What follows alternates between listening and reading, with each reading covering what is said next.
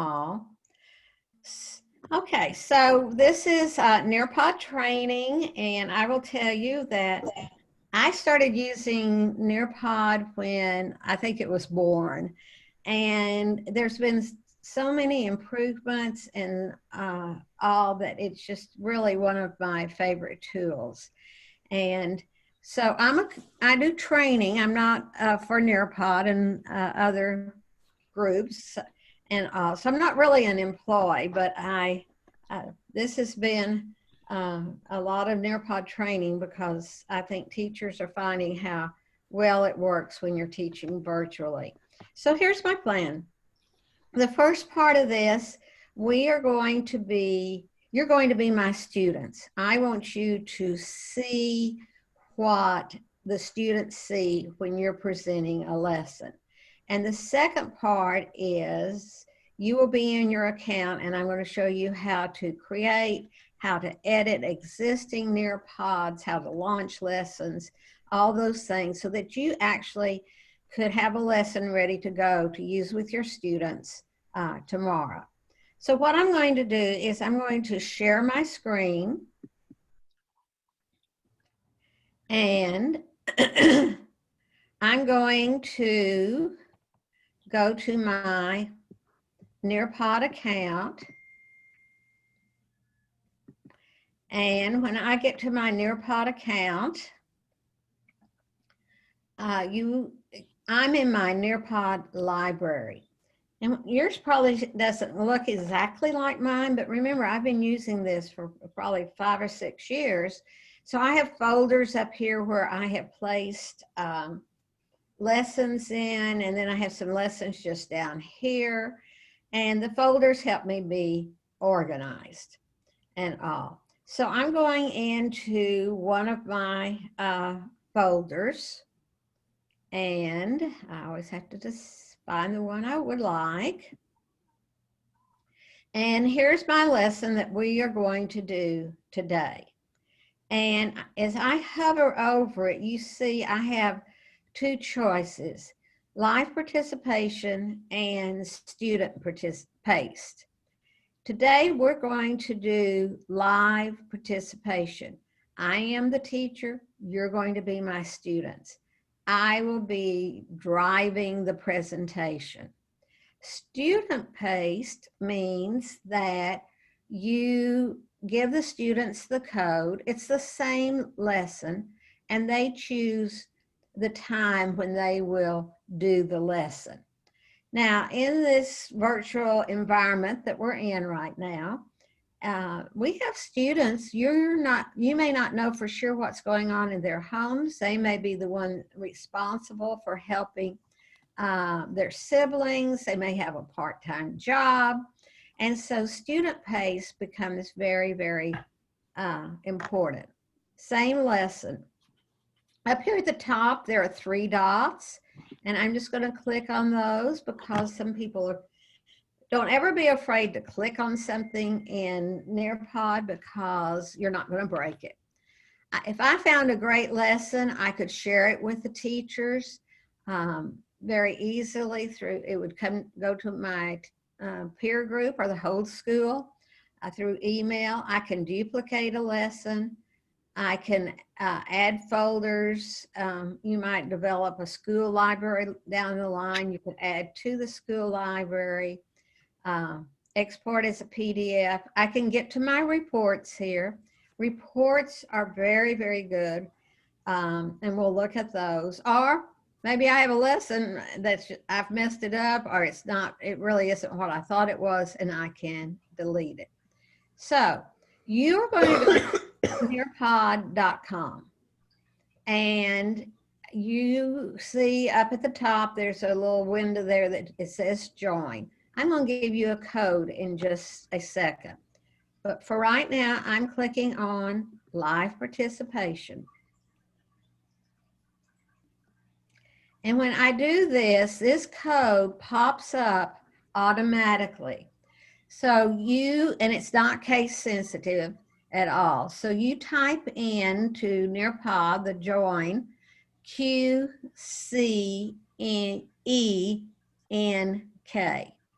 QCENK. Now, somebody, Rhonda, you might want to put that in the chat so that if someone comes in late, you could direct them to the chat and they would see the code. When I'm the teacher, I always have the code on my screen up in the top left-hand corner. So if a student comes in, I can give it to them. You know, I can share this link several ways. I could email it. I could send the link of the presentation. I could put it in Google Classroom. I could use Remind. I could use Microsoft Teams. Lots of ways, you know, that the students can get the code if you're not face-to-face or if you're not doing, say, a Zoom like we're doing. So you should have put in your name as well and said submit. So I'm going to go ahead and close this out. And now my screen is, I'm ready to do the presentation. However, for me, down at the bottom, it's kind of small. I can see how many of you have logged on. And right now, there's only, maybe it's 17 now that are getting on. And I know I have 50 students. So some of you may still be trying. You would have gone to nearpod.com. There's a place that says join at the top of the screen, or even there's a banner there. And you type in the lesson code QCENK.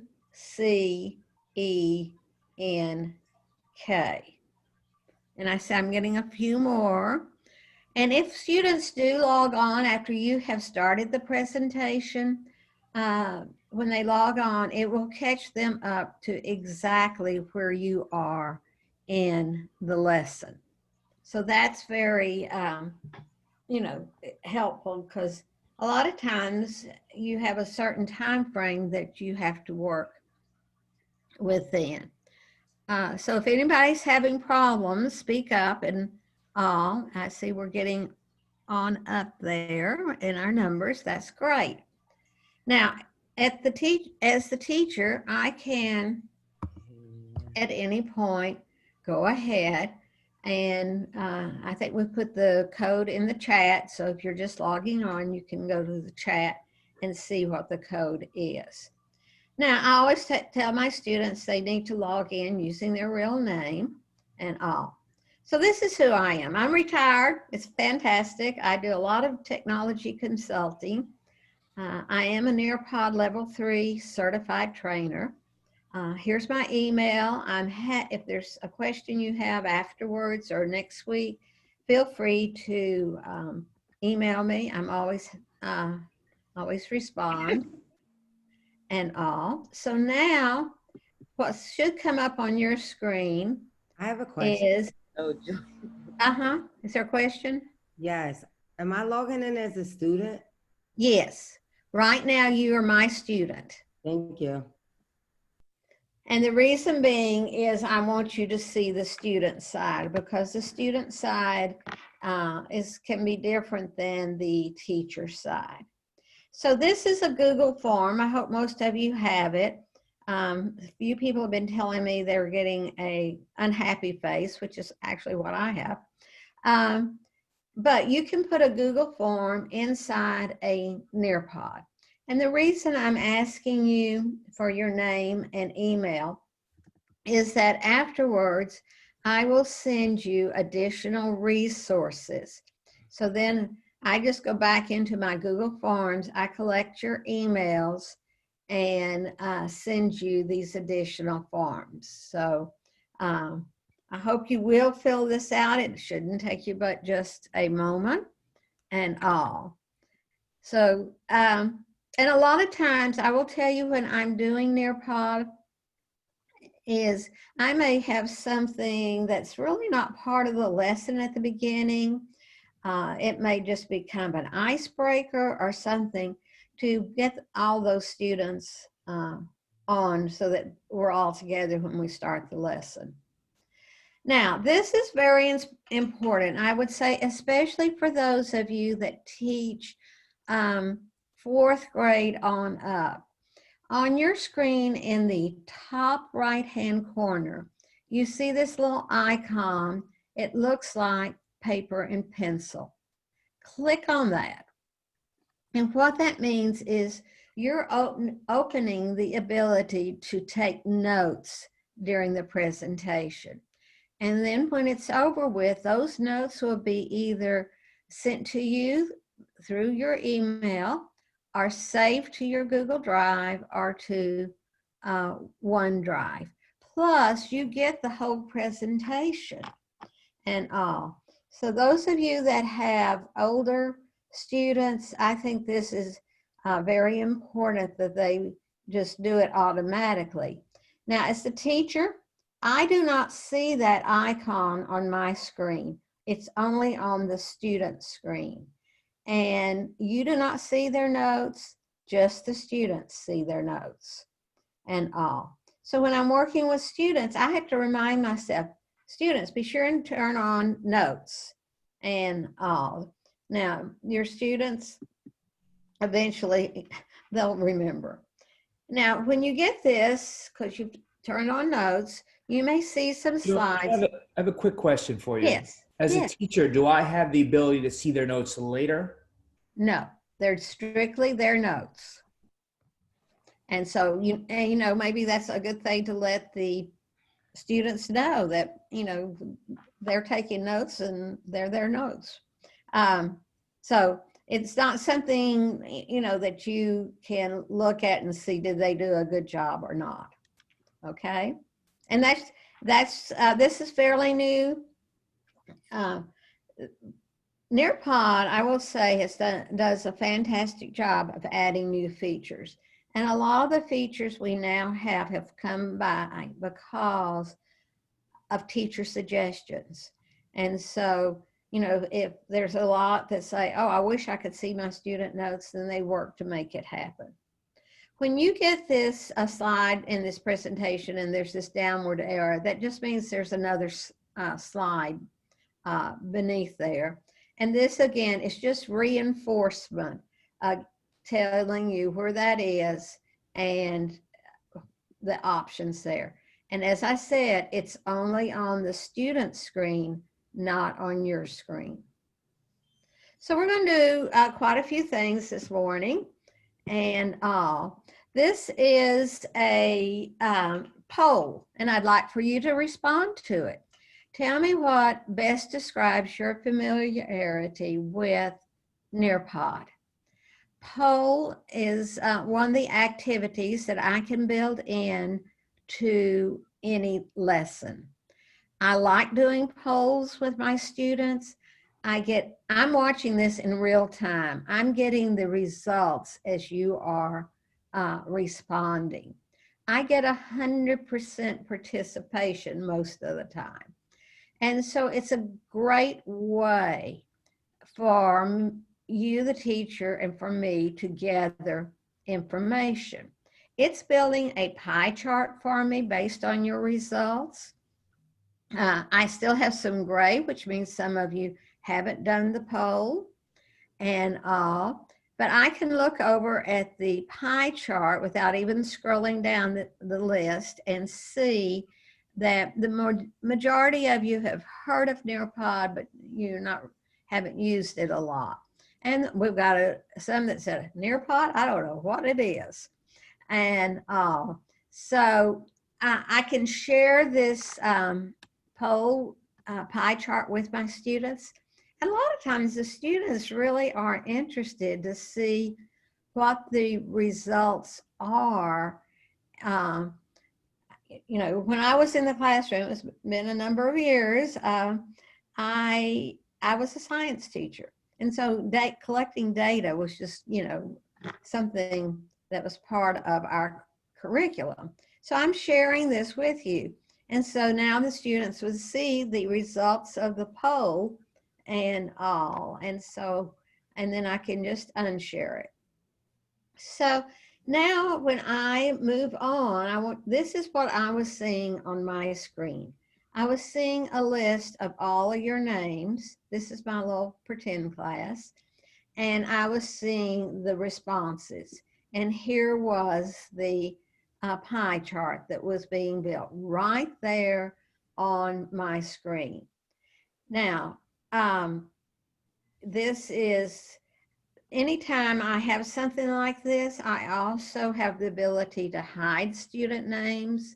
It's down on the bottom right-hand side of my screen, kind of small. You can see up here, this isn't the code for today, but this is where the code is whenever I do a lesson, okay? Also, on some of the slides, you will see a little icon up here. This is due to a partnership with Immersive Reader. So if we turn this on as in your settings, which we'll go look at the settings in just a little bit, you will, they can click on that and it will read the question and the choices for them. And that can be very important for some of your students. So for those of you that are saying, I'm not really sure what Nearpod is, it is a presentation package or tool.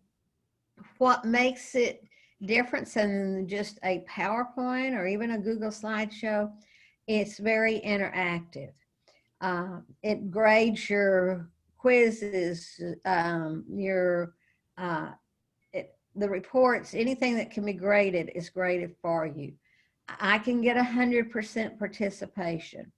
You're going to find that after today, one of your new best friends is the Nearpod library, because in the library, there's over 8,500 lessons already made that can be a jumping off point for you and that you can take into your library and edit and make it fit your own, so that you're not spending a ton of time creating everything from scratch. So we're going to see all of that. Now, this, okay, this is a, I have a slide, a video in this presentation. Anytime I have a video, I have this pop-up window comes on and it says, where would you like to share this video? All devices or this device only. If a lot of times I will just play it on this device only. However, I can play it on all devices. And if I do that, then the student has to click on to get the video started. We had a discussion the other day when I was doing a training. So usually I do this device only. And everybody's been able to hear it, but we're going through Zoom. Well, maybe that's not what you're using. And so maybe the students can hear it better if they watch it on their device. However, today I'm going to go on this device only. And throughout this presentation, Nearpod has built in a lot of short videos for your reference and such. This one is just a little under 2 minutes. And so I go ahead and I start. Introducing Nearpod. With Nearpod, you can make every lesson interactive. Launch lessons your students can't wait to join with collaborative, engaging activities like virtual reality, simulations, and gamified quizzes. As the teacher, you'll always know where your students are with Nearpod's formative assessments, including polls, open-ended questions, draw-its, and more. Get started with what you already have. Upload any of your favorite resources, PowerPoints, Google Slides, and videos, including directly from YouTube. Then, add in media and formative assessment in a few clicks. And now you can add questions directly into videos to make them interactive. Get started even faster with our library of pre-made lessons and videos, built in partnership with some of your favorite brands. You can use them as is or customize to meet the unique needs of your students. Once you're ready to launch your lesson, choose from 3 teaching modes. In live participation mode, you control the pace and students participate on their devices, either in person or remotely with web conferencing.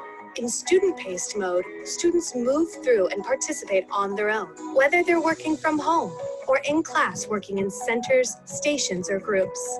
With front-of-class mode, you can use Nearpod without student devices and facilitate collaborative discussions. Imagine what you can do with Nearpod. Your students will love lessons that combine engaging media with collaborative ways for them to show off how much they've learned. You'll love unlocking student understanding in real time and having reports to inform the next day's instruction. You'll wonder how you taught without it. Learn more and get started for free at nearpod.com. Okay, so in August, Nearpod introduced their interactive video library. And now there are over 1,000 videos available to you that have questions embedded in the videos. Plus, you can bring a video from, say, YouTube and add your own questions. So a lot of tools at your fingertips. This is a lesson I did a number of years ago. It was a PowerPoint lesson, and it was on predator and prey. And so I brought my PowerPoint slideshow into Nearpod to make it interactive. So this is one of the a draw it activity. And so I am asking you to draw what you think a predator would look like.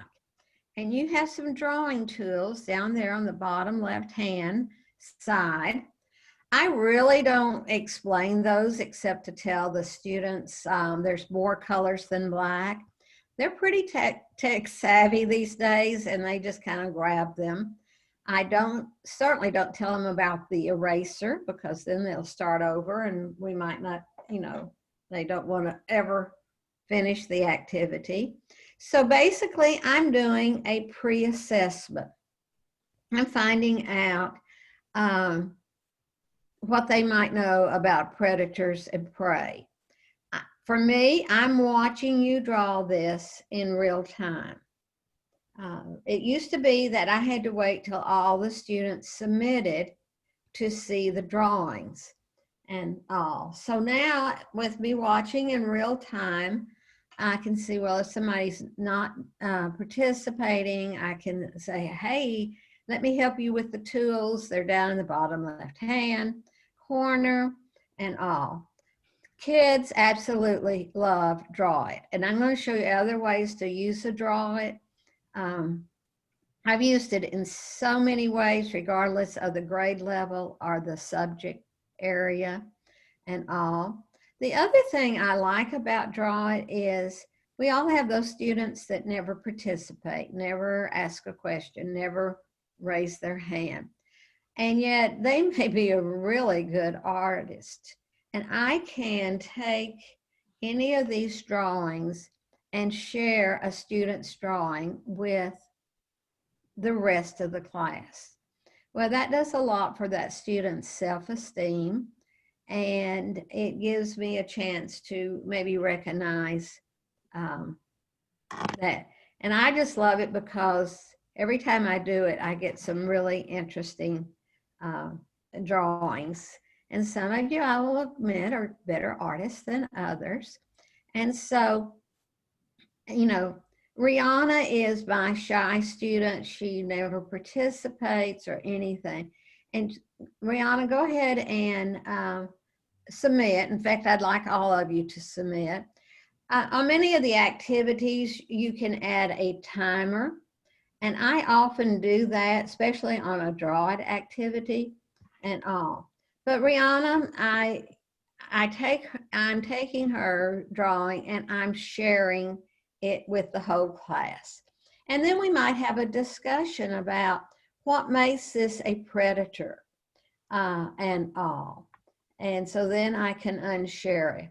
Now I will tell you, if I'm working with younger students and I share one student's drawing, they all want me to share their drawings and all. So go ahead and submit.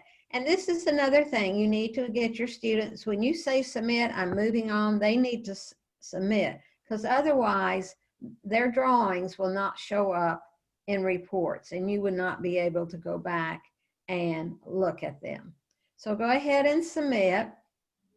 And as I said, I enjoy seeing this. So most people have a pretty good idea of what a predator is. So that's one way to use the Droid. And as I said, we're going to see it. I went on. This is what I was seeing. I was seeing all of your names. I was seeing your drawings, and it turned green when you had submitted. Previously, if you were still drawing, it was yellow. This is just a slide that was in my PowerPoint. And, you know, we have these images. We'd probably have a discussion about why are these, what makes those predators? Here's my definition. Now, this is a different way to use Draw It. I have a slide here that now you can use your drawing tools, and I'm asking you to circle the predator in each sentence.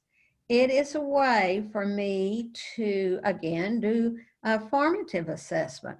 Are they, you know, we've had this discussion, we've got the definition. Have they gotten it? Have they gotten the concept of what a predator is? And this started out just as a PowerPoint slide. This was made so long ago, we were not using Google Slides.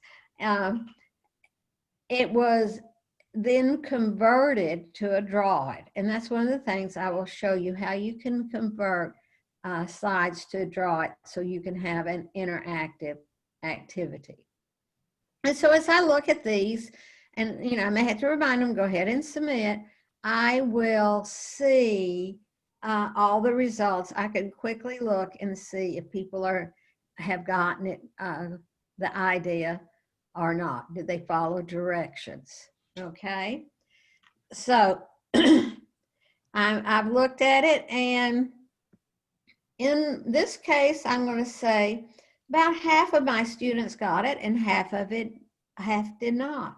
So maybe I need to do a little reteaching. Up in the right-hand corner of my screen, I have a small icon. Right now, I'm in teacher view. If I click on it, now it changes to student view. And now it changes to what you had on your screen originally. So maybe as a class, we would go back and reread each sentence, and I would have them tell me which drawing tool I should use and what I should circle. So you can do reteaching right there on the spot. Now I'm going to switch back to teacher view, but it's just up in the top right-hand corner, and you can use that whenever you wish. So this is what I was seeing when I was in teacher view. I was seeing that my class was getting it, so I could go on. This is another way to add content. This is 3D. There are some, oh, I don't know what happened there. I think I clicked on something wrong. Let me just go back and get back to my code, resume.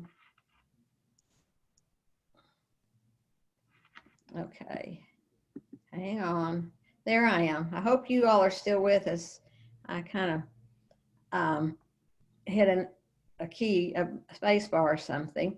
When I move this around using my keypad, I can zoom in, I can move it all around.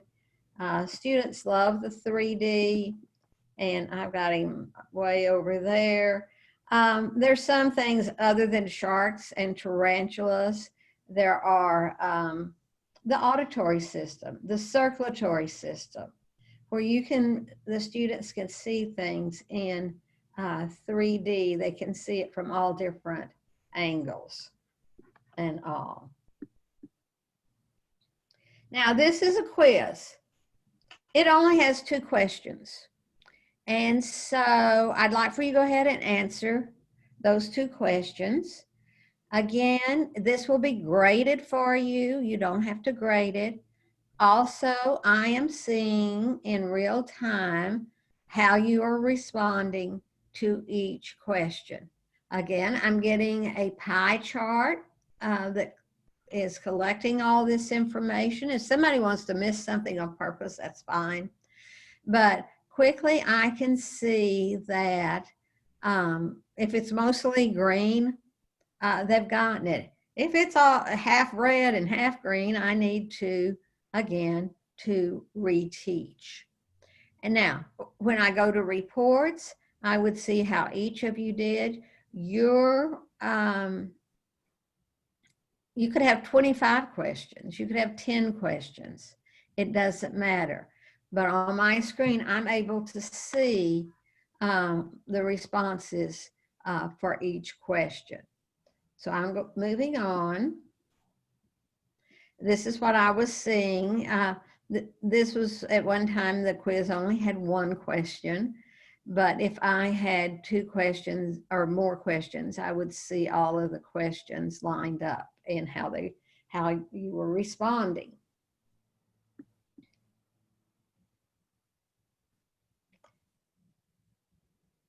Okay, let's see what's coming up, and we're waiting for it to come on the screen. Sometimes if something seems like it's not working, or your student says, I can't see it or something, the first thing I tell students is hit the refresh button and see if that fixes it. Okay, that seems to be kind of a go-to way if all the students are not seeing it. This is a collaborate board. And again, a collaborate board I like to use. It's a great way to collect information, get that 100% participation. And I get a pop-up. Would you like to approve comments before they are posted? If I have young students, I probably say no. I taught middle school. And so if you're middle school or high school, you probably are going to say yes if you want to approve them before it shows up on the collaborate board. I just said no because you're adults. Down here at the bottom, here's my question. Search for a picture of a prey, add it to the collaborate board, and describe your animal. So down here, this is like a text box.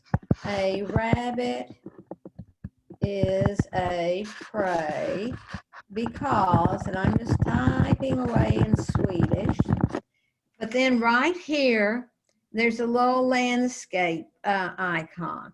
I click on that and it takes me to Google Images. So now I'm going to type in rabbit and I'm going to search. And I get all these images of rabbits. So I'm going to pick this one and I'm going to save it. So now after I've done this, I found my image and I post it. Now this, again, y'all are doing great. You're popping them in left and right. And so it's again kind of a different way of review or formative assessment and all. Now, also, let's say one gets by you that has something that's not appropriate. On each of these Post-it notes, there's a little trash can. I can click on that trash can and quickly get rid of it. I can put a timer on this activity. I could share any of these. If I wanted to share, if I didn't, I could hit hide student names down at the bottom. And now they're all up there and you don't see the student names. Okay. So here's what as the teacher, I was seeing this all come in as they popped up, and Mary Poppins must have done hers first. You can vote on say the best response or something. That's what these little hearts are. You can see here's a card that was deleted. So that's a collaborate board. And this is just going on with the lesson. I have a question. Yes, Stacy. How were you able to search the picture? So I saw where you could put the name of the predator, but I didn't see where you could search the Okay. picture. When we were on that Collaborate board, I'm the teacher, I can go back. Okay. Okay, when I was here and you were here, and you had this text box down here at the bottom, Right. and see that little icon right there that's blue, and Right. it's kind of like a landscape. When I clicked on that, that took me to Google Images, and I typed in rabbit and hit this little magnifying glass, and that gave me the images. I picked one and I hit save, and then I hit post. Got it. Okay? Thank you. This is what this is about, so please do not hesitate to ask a question. Because I'm driving the lesson, I can move both forwards and backwards. And oops, and I went a little too fast. Okay. Okay, this is an open-ended question. And let me see if did I get back far enough? No. Sarah, I have a question. So as the students, and we're not driving the lesson, but we're going at our own pace, are they able to go back a couple slides? Maybe they feel like they missed something or they got a question wrong. Are they able to go back and correct that? No, not when it's teacher driven. But if it's student paced, they can. Now you can take it back, but the students they cannot move ahead of you or go back behind you when it is teacher live participation. In student, they can do that very easily. Okay. So this is a open-ended question. No right or wrong answer. Notice my student names are, I can't see them right now. Now I'm unhiding them, and I can just type in a little something or another. Now, predator and an open-ended question will not be graded because there's no right or wrong answer. But it will be, all your responses will be in your reports, and you can quickly look at those. Also, on the screen in live time, I'm seeing how you are responding. And so, again, a student really nails this. And I can share out that response to the whole class, and we can talk about it and all. So the other thing I'm seeing on my screen is my participation. Right now, 23% of you have responded.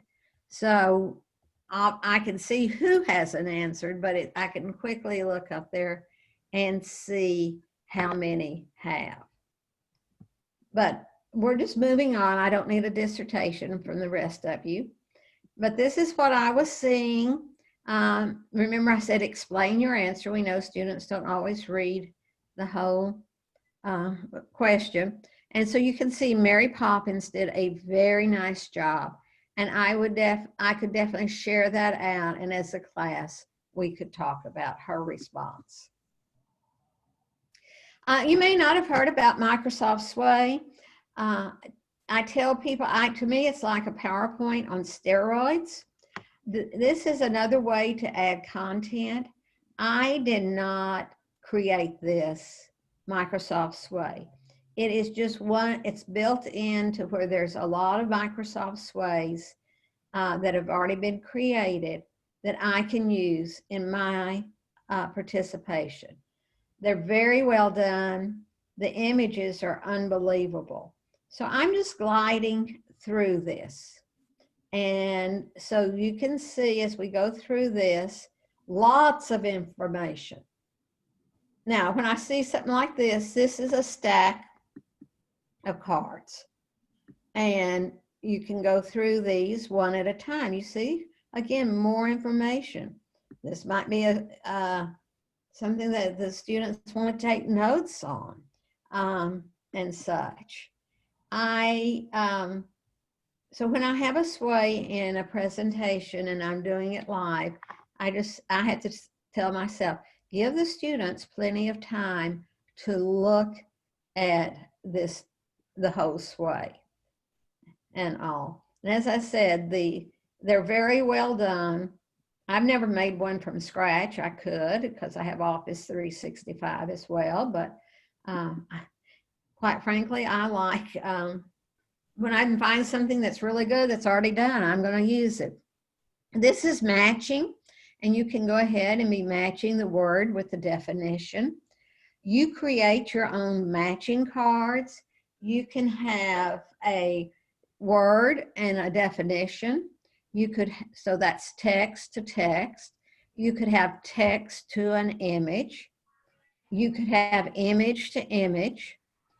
You could have a math problem and the correct answer. So you create the matching cards. They're very easy to do. And again, just another way to review, another way to engage your students and all. So I love matching pairs. Originally it wasn't there, and this was something teachers kept asking for. What I'm going to be seeing is how well you're doing, and are you getting it in a reasonable amount of tries. If somebody has 8 to match and they've got 16 tries, they're probably just clicking. This is what I'm seeing. I was seeing that you got it and how many tries. You see, Oprah just kept clicking around until she finally got it. So that's matching pairs. That's an activity. This is virtual VR, and Nearpod has partnered with 360 Cities, and there's a lot of VR images that you can bring in. You might have a question at a slide before you went into a VR saying, look carefully at this, see if you can find the large fish because they can move it around. Look at all the different types of coral. What characteristics do you see? So I'm just using my pad. I don't even have a mouse on my laptop. And if I'm teaching, there it is, the predator. And if I'm teaching Egypt, there's an image of, I could use pyramids. And so this is in conjunction with 360 Cities. And I will tell you that 360 Cities definitely vets their images that they put out there. They don't accept everything. I tried to do one and they didn't accept it. And they shouldn't have. It was just my backyard. But if I'm teaching Shakespeare and I want to show them the Shakespeare Theater in London, that's one of them. So it's a great partnership. Joan. Yes. 2 things. One question and then one other thing. Can you load audio? Yes. To read, if a teacher copies text from a textbook, will it read it aloud? Okay, I will show you that. You can add audio in 2 different ways. It can be you reading the slide, whatever reading instructions and all. You can do it to existing Nearpods, or you can do it as might be adding an activity. That's definitely something I will show you. Okay. The other thing is we don't really use Microsoft. We use Google. Okay, that's fine. Yeah, you can still use. Yes. I don't use Microsoft either. Okay, good. I used to. I've been converted. But they have those Microsoft sways that you can still use whether you use, Google or not. Okay. This is just another Collaborate board. We're not going to go through all of these. You can see on this one that they just responded. They did not add an image and all. And so all the way through, remember, you're going, if you opened up notes, you're going to get this presentation, and you see a downward arrow, and it's really just reinforcement to maybe something else that has been shown to you, and all. So all through this, they have videos and such to help you remember how to log into Nearpod. We, And I just, sorry, we use a single sign-on. okay. Every Right. teacher should have the Nearpod icon in their Clever, and your accounts are already created. Wonderful. Yep. Wonderful. Anytime you see this on your screen and you click on it, that's going to take you to your Nearpod library. A plus sign allows you to make a new lesson or create new slides or new folders. Quick launch is I'm in my class, and all of a sudden I'm not doing it in Nearpod, but I've got I have an open-ended question. I want to do it as an exit ticket. I can just do a quick launch right there and create my open-ended question or draw it or such. Profile is very important.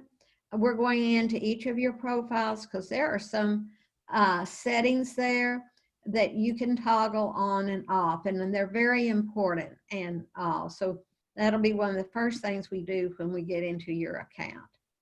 And so as I said, I want to have plenty of time for you to be in your account.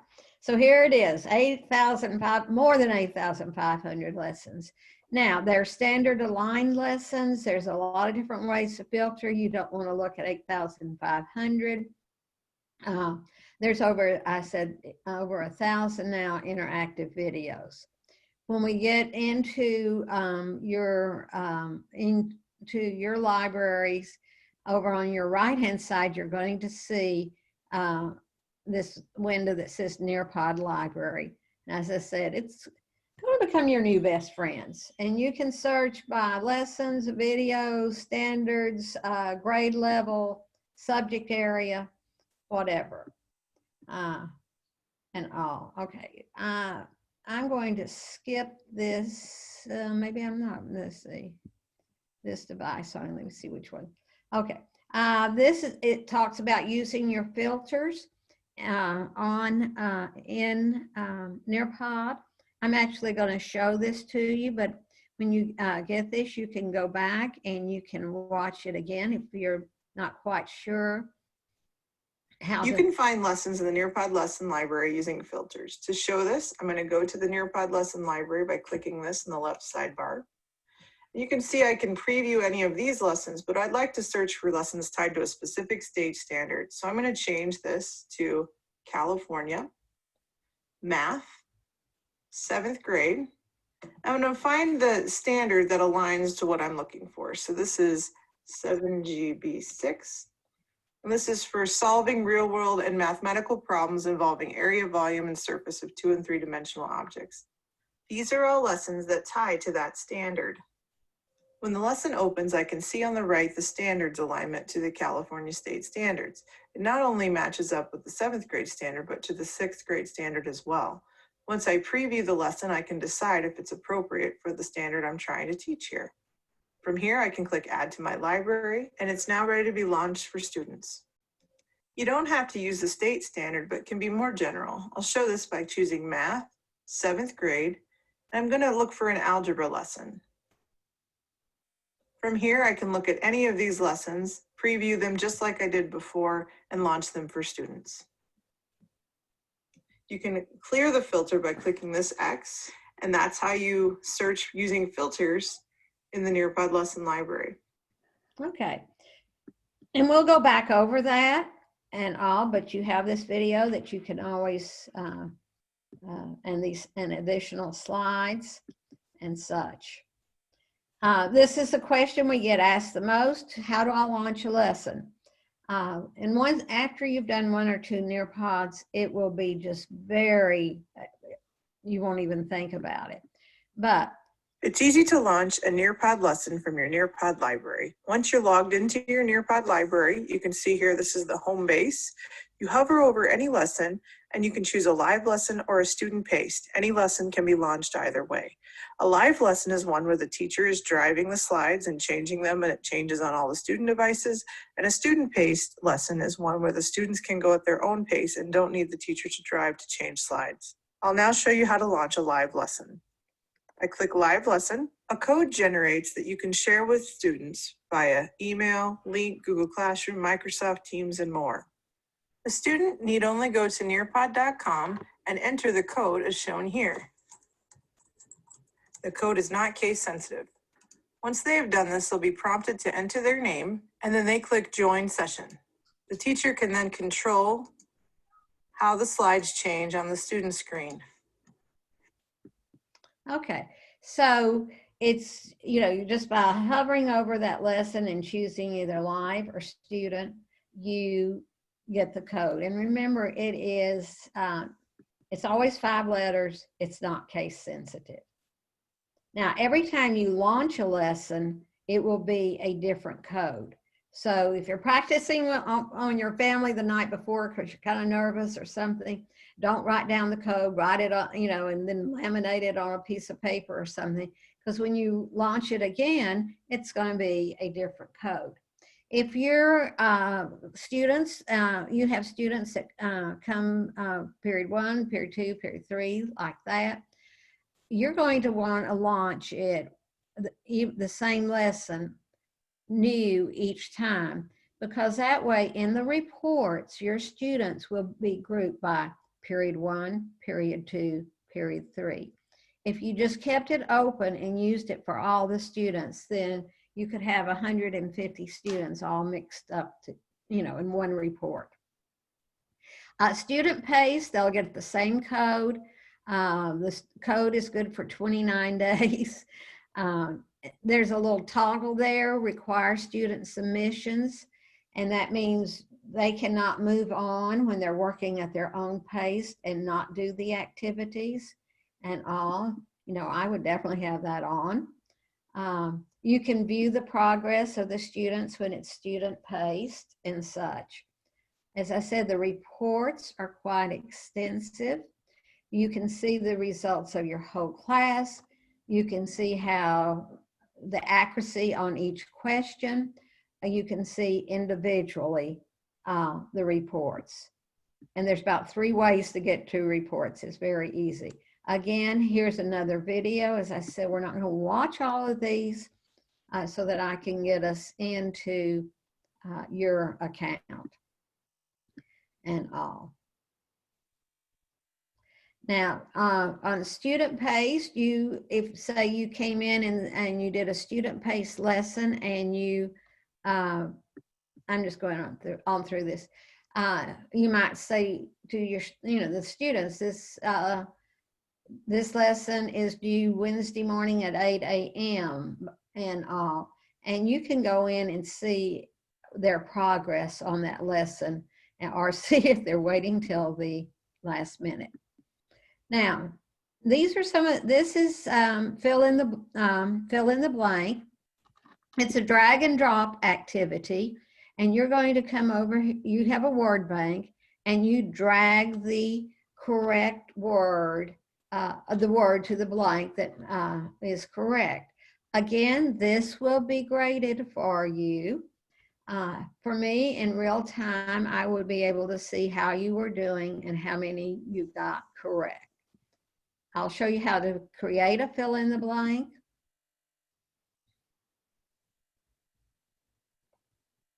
And now, this is time to climb. And maybe all kids, I don't care what their grade level is, they like games and videos, and it's just another way to review. Sometimes I have high school teachers say, oh, that's too young for my students. And so you don't have to use it. However, you can take any quiz that you have and turn it into a time to climb. So it's a little bit more attractive to the student than just doing a quiz. So you sign on that you're going to take the quiz, and you get a beam, and I'm watching here, and I see the names of those. And right now they tell me I have 10 students that are, have gotten on to time to climb. Again, there's a lot that are already built. This one is for you, you language arts teachers. It's one I found. I did not create it. And I'm going to go ahead and start it, even though I don't have everybody in and all. And so when I start it, and we probably will not go through the whole thing. I think it just has 8 questions.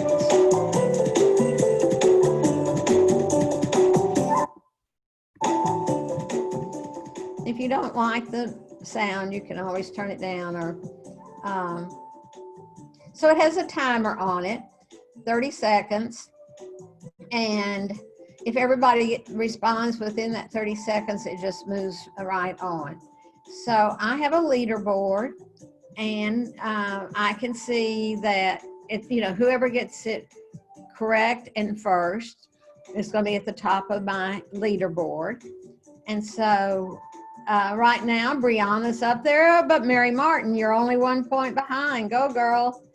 And all. And so you can see these are just the questions, and all. And my timer's up here. You've got 12 seconds left, unless all of you finish that signed on to do it. And then it would just move on. So there's a lot of time to climbs that are already created, and you can take any quiz and make it a time to climb. And look at Mary Martin. She jumped up there and beat out everybody else. Okay, I'm, as I said, sorry, moving on. You'd probably like to finish it. Nearpod says, push all the buttons. You are not going to break anything. Just another collaborate board and all. Joan, Now, here's some of the things that we'll be able to do this is adding content maybe to a Google slideshow or a lesson out of the library. And you can add videos. And like you've been looking at a lot of videos, or there's a lot in this. I click on, oh, I went to help. I did not mean to do that. Let me get back to my Nearpod. I'll show you how to make videos. In it, I was thinking we were already in our library where I would show you. I can add a field trip. I can add PhET simulations. If you're a math science teacher, these are the PhET simulations from the University of Colorado at Boulder. Here's my Microsoft Sways, British Broadcasting, audio. We had that audio question, so you can add audio, graphing calculator. I can add a URL so that my kids aren't typing in this long URL to go to a website. It's all contained inside of Nearpod and all. So there's a Facebook group of Nearpod teachers. It's very, very active, and teachers post everything. A lot of teachers can't figure out something, they'll post a question there and all. So it's a good group to be a part of.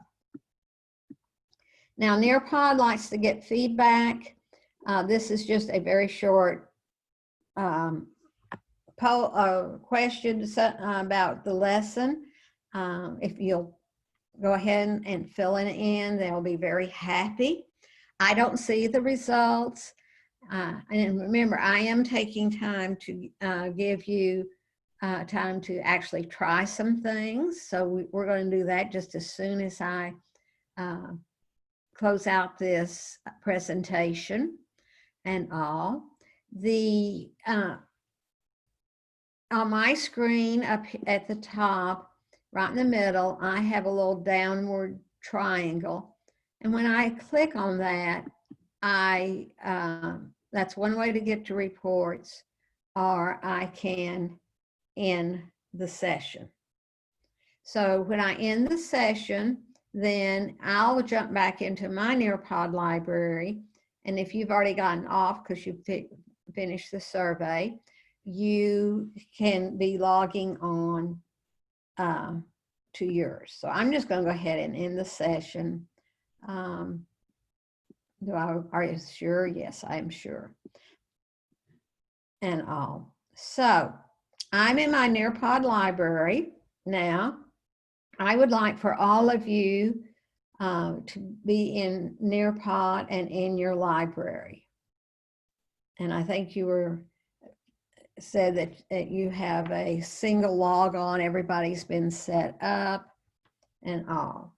As I said, you probably don't have folders up here because I've been using this, and you can see here's one I have 30 lessons in, and all this helps keep me organized. You may want to make folders from the very beginning and have period 1, period 2, reading, math, social studies, so that you stay real organized and all.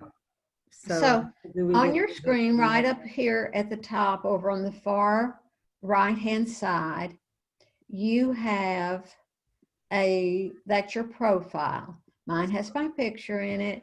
You may just have a gray circle there. So am I going to nearpod.com again?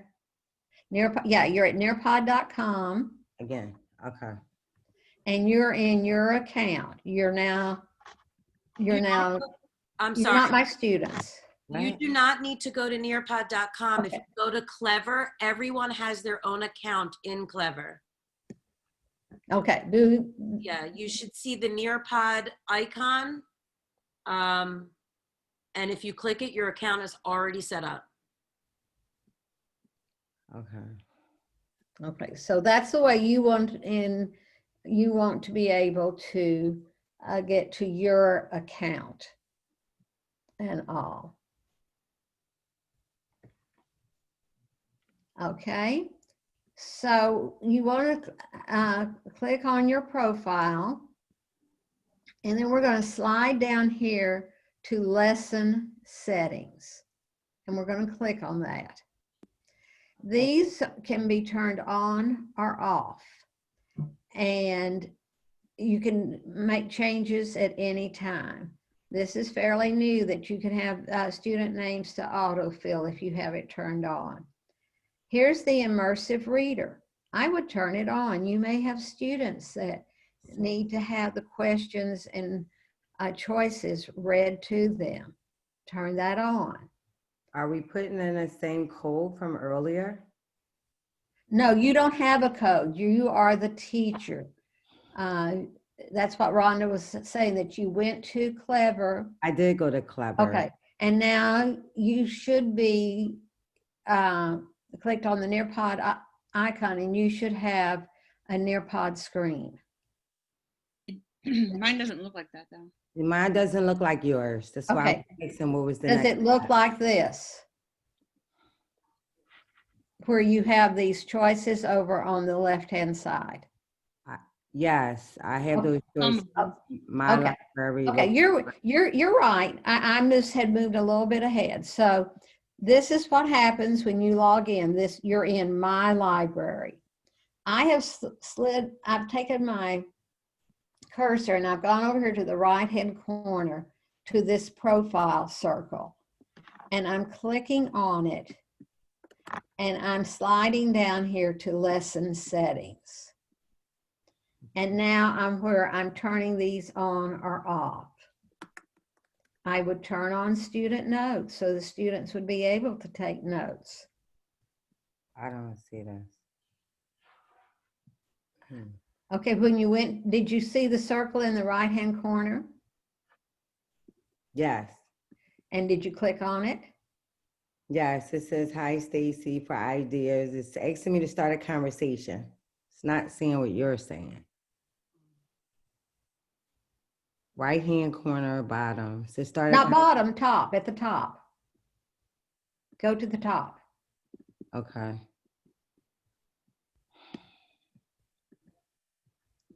Now click on that circle at the top right-hand corner.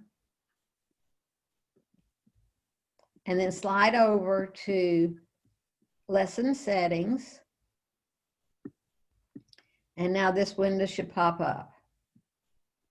Did that happen? No. No? Okay, you're at the top right-hand corner. You should have a circle with like, like Doesn't a, have your picture in it. I put my own don't have a picture. picture. It just looks like a little person, like a little Yes. body. Right, it's next to quick launch, correct? Let me go back. At the top right hand, I have a plus sign, the word no. It's right next to quick launch, yes. So I clicked on it and I The don't, second one down should say lesson settings. it does. It was covered up by the chat thing that came up earlier. Okay, all right, we're there, good. And what you had clicked on was down the bottom right-hand corner, and it's a way that you chat with people at Nearpod. But we don't want to do that right now. So you turn these toggles on or off, and immersive reader I would turn on, student notes I would turn on. This is up to you. Your kids are in a student-paced lesson, and they've taken a quiz. Do you want them to see the right answer after they have completed it? So they'd see the graded version, and then they could change. You can have that on or off. This is in live participation. Do you want the students to be able to resubmit their answers? I have mine off. I could turn it on. And notice there's a little learn more if you want to read, about it. Make sure you turn on Collaborate board for student-paced lessons, because if you have a Collaborate board and this is not turned on, the students will get a message waiting on teacher input, and they will not be able to participate. I turned this on, require student submissions. Again, it's in student-paced. I don't want my kids skipping anything, just going through the lesson. So we did that through advanced settings by going to your profile. Now to get back to my Nearpod library, I come over here to the left-hand side and I click on that Nearpod icon. And that takes us back to your library. Right, you saw there it was the quick launch. Here's the new. So maybe you want to make new folders. You want to have folders as you go along so that you're organized. Just click on a folder, give the folder a name, create it. And now I have a folder that is going to say a first period and all. I'm going to go back here just to my library, and I would drag and drop my lessons, or I could move them to this folder right up here that says first period. Now here, this is very important. We're going to be on the left-hand side of your screen. Slide down to Nearpod Library. This is where all the lessons and videos are housed. You could search just by lessons. You could search just for videos. Here was the state standards. You're in Pennsylvania, so you would slide down to Pennsylvania. You don't want Oklahoma. You would say, I'm a social studies teacher in high school. And you could, they're popping up now. I could pick a strand, and I want to talk about, I want something on the Bill of Rights. Okay, there's one lesson already made for you on the Constitution and Bill of Rights, because you said high school, social studies, and that strand. And I can clear my filters by just clicking on that X. And I could if I wanted to, I could just search by social studies, high school. And that would bring up all the lessons related to social studies in high school. Some of these are made by Nearpod, some are made by teachers. Jody Lunn's a friend, she does great lessons. All her lessons are going to be vetted by Nearpod, so teachers just cannot throw their lessons up here into the library. So also I could get rid of those filters. I could just come here and say, I want the Bill of Rights. What lessons do I have? Now, I'm going to get some that are for younger students. And you'll see here's a time decline. That would be a quiz on the Bill of Rights. But I would see all of these lessons that have been created and all. Some are done by iCivics. That's another partnership and all. So this, and a lot of times this may be, the first place you go to look for a lesson by just typing in what you're doing. And so maybe I'm teaching a lesson on biomes. And so I have all these lessons. I did not specify a grade. So again, I'm getting all the different grade levels and all. So Linda's a teacher. She does great lessons. So I look at that and that's ecosystem. Hey, that's what I'm teaching. So I go to this lesson. I preview it. I need to see what's in this lesson. Now, I know when I take this lesson into my library, I can delete slides, I can add slides. This one has 48 slides. Wow. So I've gone through it, I like it. I click on add to my library. Now, when I did that, and I go back to my library, that lesson will be here somewhere. Usually it's right at the top. This one fell down here. Okay, ecosystems. And it's still in the library, the Nearpod library, but now it's in mine. When I click on edit. Joan, yes. sorry to interrupt. When you show us how to edit an already created Nearpod, or when you show us how to create one from scratch. Right, that's what I'm doing right now. Can you just go a little bit slower? Okay. You're you know this inside and out, and you're very tech savvy, but for some, that's fine. Okay, yeah. Okay. So what I did, let me just go back over that. I went to Nearpod Library. I'm going to be teaching weather. And so I typed in, that's my filter. I don't want to go through 8,500. So I looked for lessons on weather. Now, I didn't put in a grade level, so I'm getting all grade levels. Well, maybe I teach 6th grade. And I've added that filter. So I knocked out those lessons that would be for elementary students for sure. Now, any of these lessons that have a time underneath them, that means that that's a video and that there's questions embedded. This lesson is by a teacher, climate zones and causes. Okay, I hover over it, it pops up and it says preview lesson. So I click on preview lesson. The lesson's on my screen. I see it has 22 slides. I would go through and I would preview it to see, could I use this? Is it appropriate for my class? Okay, I think it is. So I come down here and I click on add to my library. And now when I come back up here to the top and I click on Nearpod,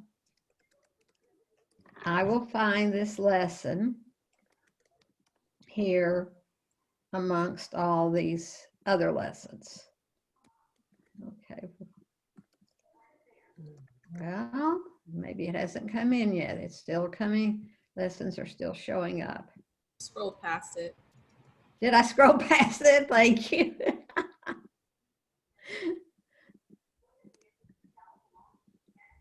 A lot of times it comes in. Oh, there it is. It's the very first one. This one came in right here. Now, what I'm saying is that this lesson is still out there in the Nearpod library, but right now I'm in my library. So I come down here, I click on Edit, okay? And it comes up and it says Edit Lesson or Duplicate Lesson. Most of the time I edit lesson, but I've learned the hard way. Sometimes maybe I want to duplicate it so I have it in its original form and then I'll have it in the new form. Maybe I'm doing differentiation. Sometimes I have started editing a lesson and halfway through thought, oh, it was so much better before I messed with it. When I hit Edit Lesson, it lays all these slides out and all. So now I can start making it fit my class. My class doesn't need to read teacher notes. So I click on the slide, I delete the slide. Okay, it's gone. They're not going to see extension activities. I'm going to click delete slide.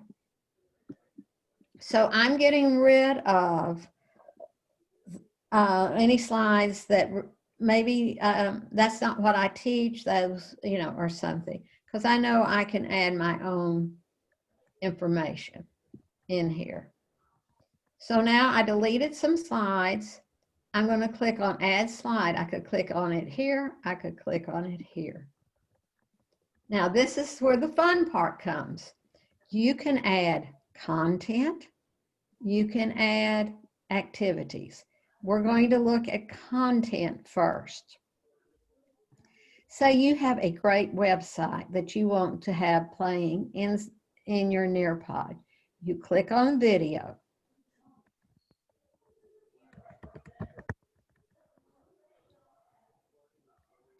Now, I can find, or this is searching the video library. So I could say, this was on climate change, I think. So I could see if there is a video that is on climate change to put into it. So there is. So I could add one that way.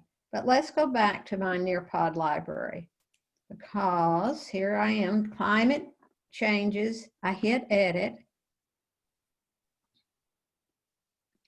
I add a slide and all. So I have all these ways to add content. What I was really meaning to do was that go to a URL. And so I want to go to web content. I have this one on climate change that I want all my class to watch. Now, unfortunately, I don't have that, so I'm just typing in ESPN because it's nice and short. I could have put nasa.gov. I could have put, something that's about a mile long. I always test the link. I don't want any surprises. I want to make sure it's going to the website that I meant for it to go to. Okay, it went to ESPN. That's exactly what I had typed in. So I'm going to close that out. So I put in my URL, I tested the link, and I save it. Now, anytime I add content or activities to an existing slideshow, Those slides are going to drop down to the very end of that presentation. And they then are dragged up to the spot. So when I scroll down here, here's my website, ESPN, and I'm just dragging it up to put it right there. So that way your students, when they get to this, they're just going to click on the link. They don't have to type in that URL or anything. So I'm going to go back. I'm going to add a slide. I'm under content. Here's the PhET simulations. I click on it. I say I'm middle school math. And here's some our middle school science. And it's hard to do hands-on science right now in virtual teaching. So I would preview this. I would say, that's going to be a good way for my students to understand static electricity. So after I have previewed it, I would say, I'm going to select it, and I would say done. And now I have brought it in, and again, it's here at the bottom. When I'm adding a lot of things to an existing Nearpod, I sometimes just let them all fall at the bottom, and then later on, when I've finished, drag them to the right place. Here's the VR field trips. As I said, that's part of 360 cities. You've got to search. Here, I'm going to put in Shakespeare Theater. And I'm going to say, I'm going to search.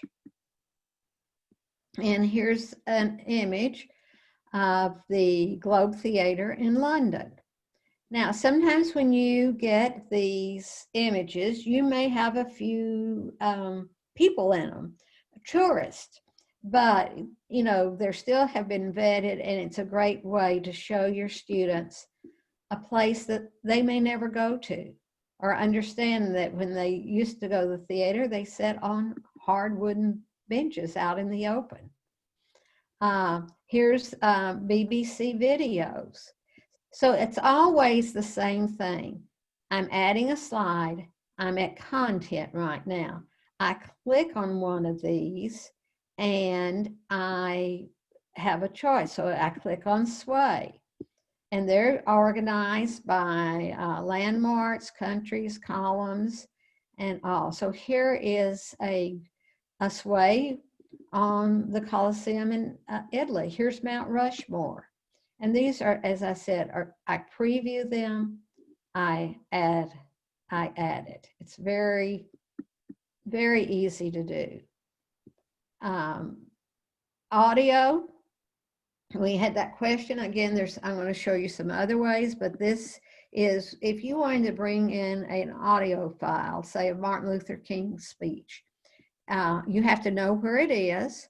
I would click on here, and I would go find that either on my hard drive, my computer drive, on my Google Drive, and I would bring it in, and it can be an MP3 or WAV or OGG. So you can bring in that type of audio file.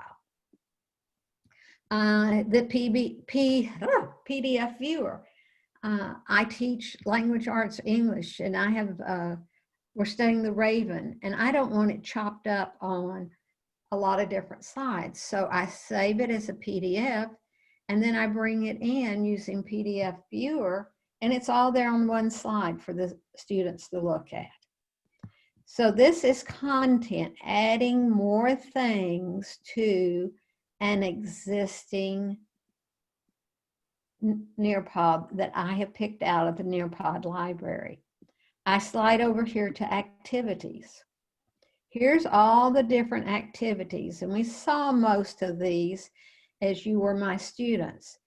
But let me go to, you can make your time to climbs from scratch, but I just use something that's someone else has done. Open-ended question. Now, I'm creating my question here. what do you think is causing our icebergs to melt? Okay, that's my question. But look over here on the right-hand side. I can add a timer. I can add media, video, or audio instructions. If I click on this, I could bring in an image. I've done a lesson on condensation, weather, and I might have an image and say, explain to me what is happening in this picture. I can bring in a video. I can do audio, and I can upload files that write to for that slide again. I can add instructions. Here I can toggle this on or off. This means my students, instead of having to type what they think is causing climate change, they can record their voice in response. And that, because some students can respond orally a lot better than getting it down, typing it all in. So I can turn that on, and then the students would be able to record their voice. I'm going to save it. I'm back to add a slide. I'm sliding over to activities. Here is matching pairs. So you see that I am doing the same steps over and over to add any of these activities, to add any of the content. So here I might have my instructions, match the word to the definition. Sentence, which I thought I closed out of. What the heck? I'm sorry, was there a question? No, I think somebody just, Okay, okay. There is, Wait, yes. so what happens whenever you click the green button? Not that, yeah, that one. Okay. Click it one time. Oh, so Yeah. you just put it back to full screen. yeah, I know. Okay, we've got somebody This that's is wild. that needs to What be. is up with your mute. stinking Zoom? Steamer. Guys, somebody needs You're to, unmuted it. you have to mute Tina. Oh, Okay, let me see if I can. I get- didn't have the access to do it. Sorry. Okay, I'm looking, because I'm into Nearpod. Let me see where I have mine. She muted herself though. We're good. Okay, okay. Too many screens. Here's the pi sign for you math teachers. There's a math equation editor. So it's not a full boat one, but you can add the basics. So I'm creating the matching pairs. We're studying the presidents of the United States. Abraham Lincoln. So I'm adding text to this one. And you notice I could have added a lot more. I have 185 characters. I'm going to add an image. Here's my Google search again. And I'm typing Abraham Lincoln. If I just typed in Lincoln, I would get Lincoln cars. So I just want Abraham Lincoln. And so here's images of Abraham Lincoln. I'm going to pick that one. I'm going to save it. I have this little doohickey, and I just slide it up and it fills up the whole screen. Add another pair. I'm a math teacher. I put in a math answer, and I put in my math problem. Add another pair. And Rhonda, what I meant to ask you at the beginning, what grades are in your academy at your school? 5th through 8th. I'm sorry? 5 through 8. Okay. Yep. Oh, great. Okay. So you could have image to image and all. So if you hit image, you're going to be searching for that image and all. So, or it could be a vocabulary word. And then over here, I enter the definition, which I have, you can see, I have a lot of characters here. And I I can keep adding pairs, but I'm just going to say done. And so here are the pairs that I have for my matching activity. Again, I can add a timer and I can say, okay, you're going to have a minute. And so when they get to this, they'll have a timer. Some teachers like to have timers, others don't. So I'm going back to add a slide, add activities. Quiz. A quiz is just like any other place that you might create your own quiz. Here's my question right here. I put in my answers. I can have, more choices. If I don't, I have to pick the right answer. If I don't, Nearpod is going to prompt me to do that. Again, I can add an image over here if I want that part of the quiz. Here's my audio recorder. I can add audio files, but I can add audio recorder where I might be reading the question. And I click on the microphone.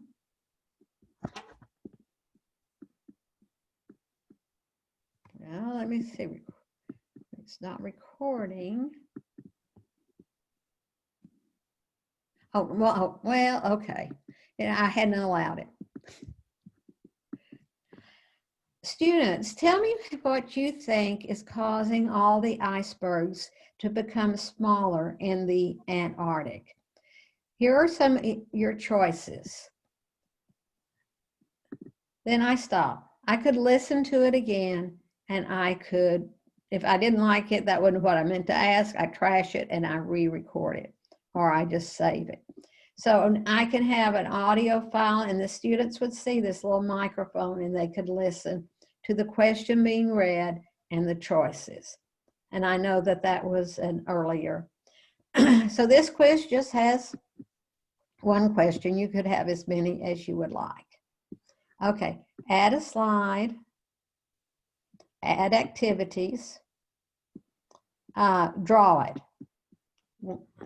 So if it's a draw it like you had at the very beginning, you just put your instructions here. You might say, draw a picture of how you are feeling today. Draw a picture of what you did this weekend. Draw a picture of a sale and label the parts. Many different ways. Again, you can add your audio instruction and your timer, and I save it. Remember, these are all dropping down here to the bottom, and then I'm going to move them to where I would like it. Add a slide, add activities. That was draw it. This is the collaborate board. I click on it. I have some different backgrounds. I tend to stick to the first three because I like the contrast. I think that's just too light, but that's me. So maybe this is on weather. We'll just stick with that. And I say, tell me about the worst storm you have been in. Tell me, whatever I want them to share. Again, now I can add an image here. And I hit save. And you notice I have 246 characters left. So my question could be quite lengthy. Add a slide, add activities. I hope you're not getting bored because I'm just doing the same thing over and over. This is a poll. You put your question here. What is your favorite ice cream? And you put vanilla, chocolate, add another choice, rocky road. Over here, you can, if you toggle this on, you can allow students to choose more than one. And all. So very easy to create a poll. You always save. Oh, please complete. I had another box here, so I'll put strawberry. Joan. Uh-huh. sorry to interrupt. No, no, no. Before we run out of time. Oh my gosh. Okay, no, Okay. no, no. We have 20, we have We about, have 20 minutes, I thought. I just want to make sure that teachers know how, since we use Google a lot, Uh-huh. how they can take a something from Google Slides Okay. and add it to Nearpod so they can add questions and different Okay. things. And then how do we share a Nearpod in our Google Classrooms? Okay. And okay, I think there was just only one more activity on here. So activities, that was poll. Memory test is for the very young students. This is fill in the blank, and I do need to show you this. You type your text in here. 3 large cities in Texas are Houston. And the reason I'm showing this is because there's one little trick here. So you type all your text, and you excuse my typos. And I could have a lot more. When I've got all my text in there, I click next, and then I click on the words that I want to be in the word bank. But here's what I want you to know. I put in Houston, Dallas, San Antonio, and this will be graded for you. If your students would put Dallas, Houston, it would be counted wrong because it's not the same order. So when I do something that's multiples like that, I make it sure it's very sequential, okay? So that was the last thing under adding to an existing one. Also, right here, notice up here it says convert to draw it, and it's grayed out. If I click this slide, it turns to convert to draw it. And I'm just going to say, do you want to keep it? No. And so now that slide is a draw it slide, and all I have to do is double click on it and give my instructions like you had to circle the predator in each sentence. So now I have made this from just a plain slide into a draw it slide. Now, I'm just going to go back to the Nearpod library.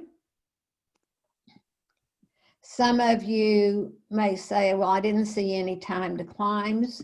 Up here, you put time to climb.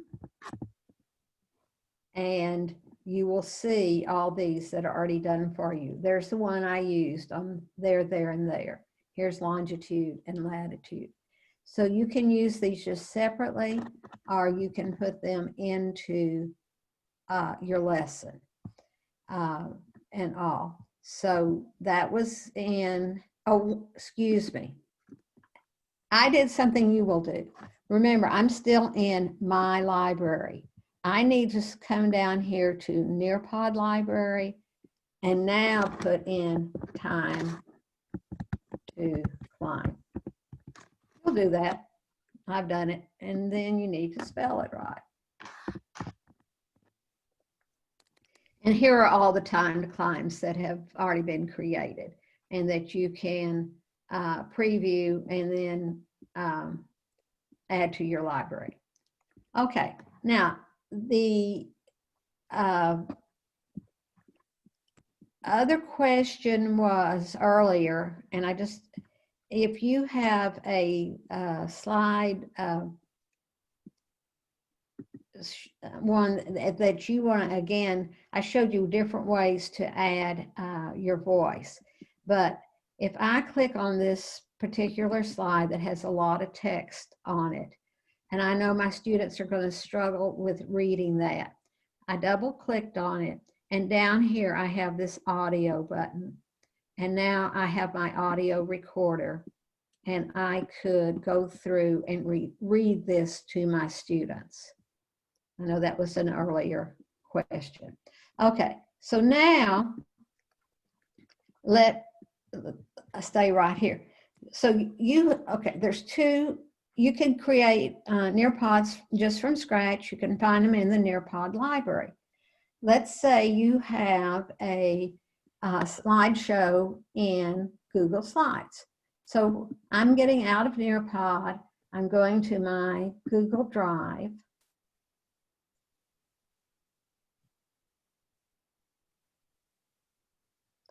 Now, there's two ways to do this. If you want to add, so when I'm doing a Google Slideshow, and I like to do Google Slideshows because I can put in these great backgrounds and such. And I want to add some of the, I could just bring it, take it all the way over to, I could just copy the Google Slideshow and paste it into the Nearpod library. Or I can add Nearpod activities while I'm here in my Google Drive.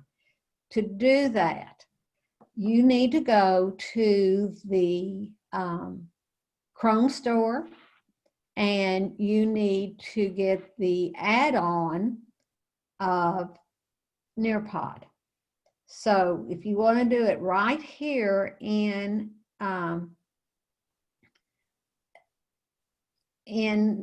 Google Chrome, go to the, in Google Sites, go to the Google store and look for, or the Chrome store, excuse me, and look for the add-on. When I double clicked on that, see here's add-ons right here. And I click on it. And so I could slide down here and say, get add-ons. And you would type in Nearpod. And you can see I've already gotten the Nearpod add-on. So this, I made a copy of this because I wanted to keep the original in its original format. But let's say down here, here's the, I want to add an activity after this. So I go to add-ons, I go to Nearpod, I open Nearpod, and this pops up over here on the right-hand side. And here are all the activities that I can now add into my Google Slideshow. They are exactly what you were seeing when I was in Nearpod. If I wanted to convert this slide to a draw it, I would go right here. If I wanted to add a collaborate board, I would click on it and I would come in here, and it's just like you saw before. And I would have my topic, static electricity. And here I would say, describe how static electricity occurred after watching the simulation. And I would save it.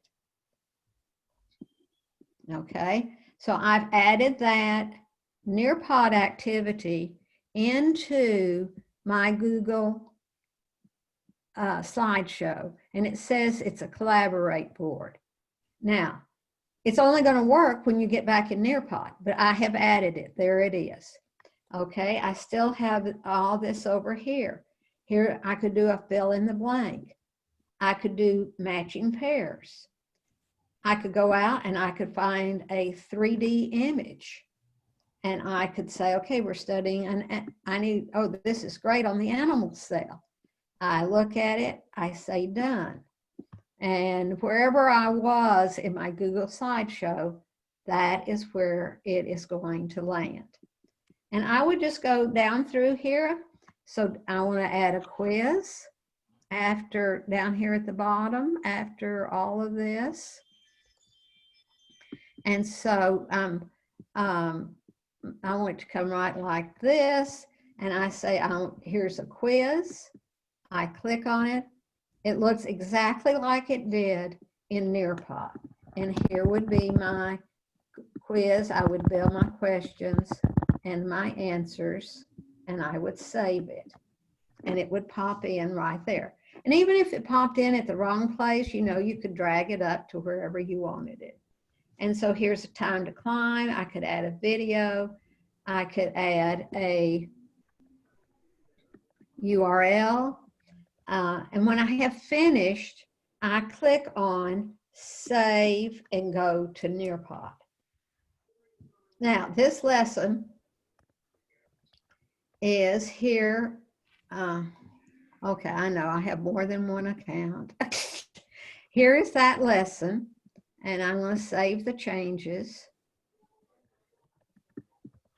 They don't like me having more than one Google account. That's okay. And so I can still continue editing it, but you see, anytime I hit edit, it takes me back to the Google slideshow. So when I'm working this way, I try to make sure my Google slideshow is complete, but I still could add Google Slides if I wanted to. And then I try to add all my activities.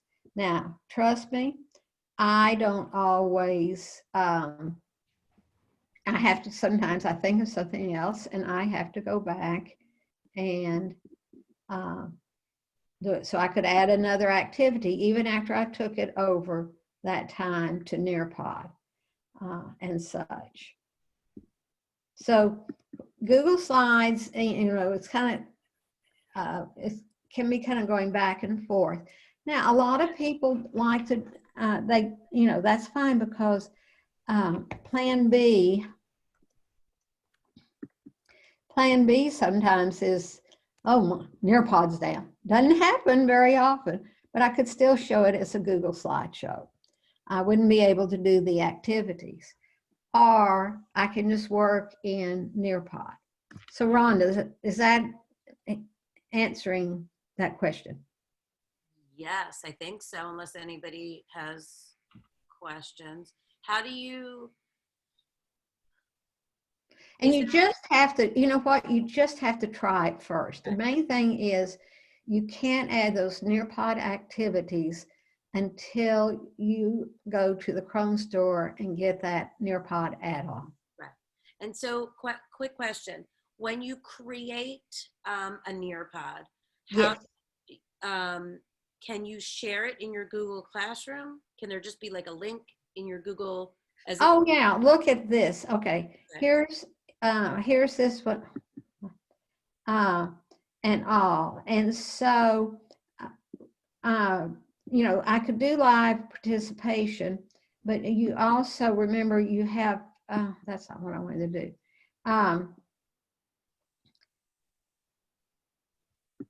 When I hit, okay, let me just get my, when I hit live participation, our student, see down here, I have Google Classroom. That's going to put that link, it's going to put that right into Google Classroom, my Google Classroom. I launch it and then I can put it there. Perfect, thank you. Okay, all right. And all. Okay, other questions? We have a few minutes. I usually don't have any time left over, but the main thing is if I were doing my first lesson for Nearpod, I would I do something, you know, that was kind of fun, just to get you used to it and to be comfortable and getting your students used to it. To me, yes, I think it is very intuitive, and you just have to jump in and do that first one. And that's why this Nearpod library is so valuable to you. You could take, I could put 5th grade and I could put weather. And I could find, well, you don't want Gulf State, it's probably about a lot of hurricanes and such, but you could just use this lesson because you would preview it, and then you would, after you had previewed it, and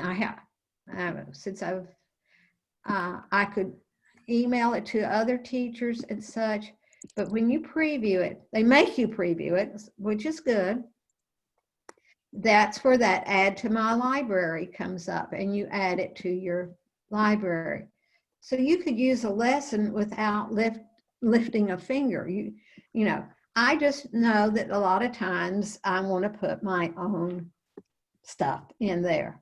And some of the lessons that have been in Nearpod for a while do not have the interactive videos, because that just happened in August. So if I just click here on videos, these are all the different videos. Again, I don't want to look through 1,000. So I will pick up this one that says, I'll put in weather. And it tells you underneath how long each of these videos are. Some have been made by partnerships. This is a Nearpod original. I just love her. She's does a really good job. And so I know it's 1:36. I would click on it. And here I could watch it. I see what the video questions are. I add it to my library. This one happens to already be in my library. And when I look at it in my library, I'll go back to my library. And I can edit just like I do in anything else.